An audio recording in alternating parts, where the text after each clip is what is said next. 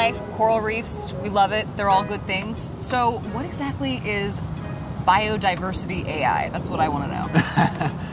Biodiversity AI, like you kind of already mentioned, you know, sea creatures, our coral reefs, we love them, very important to us.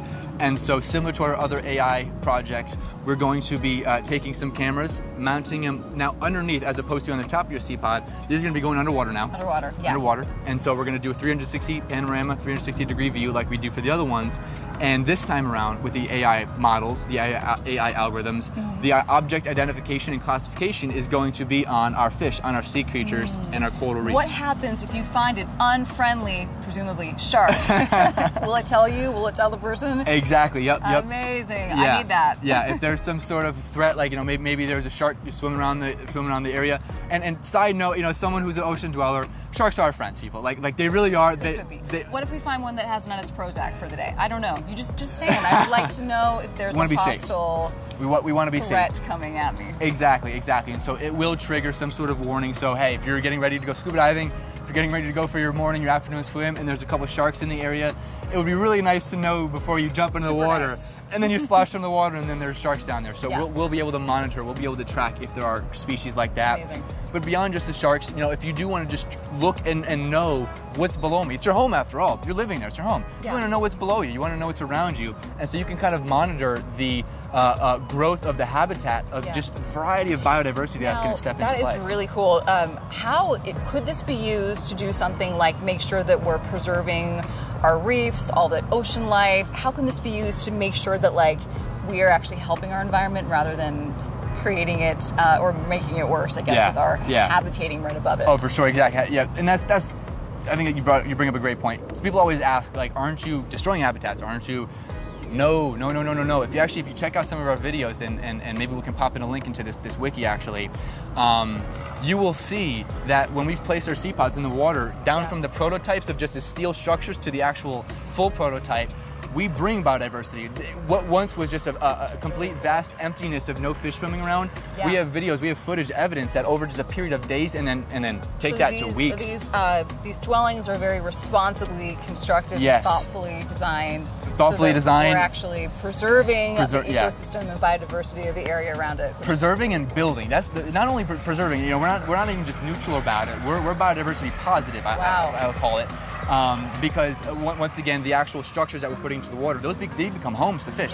They become real homes to fish. And so we've counted anywhere from 10 to over 20 different new species of fish that came into that habitat, into that area where our sea pods were deployed, that were not there before. They weren't there before, and then all of a sudden we have just this beautiful pool of fish swimming all underneath your sea pod. That's incredible. And that's really cool. It's one of the things I'm very passionate about. And you mentioned the coral reefs. Literally on the bottom of your sea pods, if we're talking about our tri-spar model especially, we're 3D printing coral, and there's a different project on that. I encourage you to go look at it. 3D printed coral that will be mounted on the bottom of your sea pod. And so we're literally building artificial reefs on the bottom of your sea pod. That's so wild. To attract more fish. Exactly. And this biodiversity AI, these cameras, these algorithms, not only can I, help you identify and help you understand what's below you, but then have some fun with it. Track, be able to monitor and track the growth of it. That's so cool. You see, this beautiful bed of coral or oysters growing around you. Over your months and years of living there, you can just see it flourish. It just, So you can actually track the progress of what's happening. You track the progress. Really cool. Yeah. Because then it's like, I helped do that. You helped do that, exactly. Really own that, because that's what we want people to do. We want people to get excited that you're helping the environment. We are literally tackling ocean conservation and the development and inclusion of biodiversity with what we're doing. It's not just residential. Cool. I mean, to me, that's really cool as somebody who cares about that stuff. And most developments are disruptive to the environment around them. They are not even neutral, let alone positive. Right. So that to me is like mind-blowing that this could actually cultivate that kind of environment. Like, that's wild. Absolutely. Yep. And here's a neat thing too. There's a couple companies that are working on similar things too. Coral Gardeners with the Reef OS cam, something very similar. There's a few different use cases that we can use this for. We're not just going to stick these cameras on the bottom of your sea pod. We can end up mounting these. I'm looking over at a bridge over to my right here.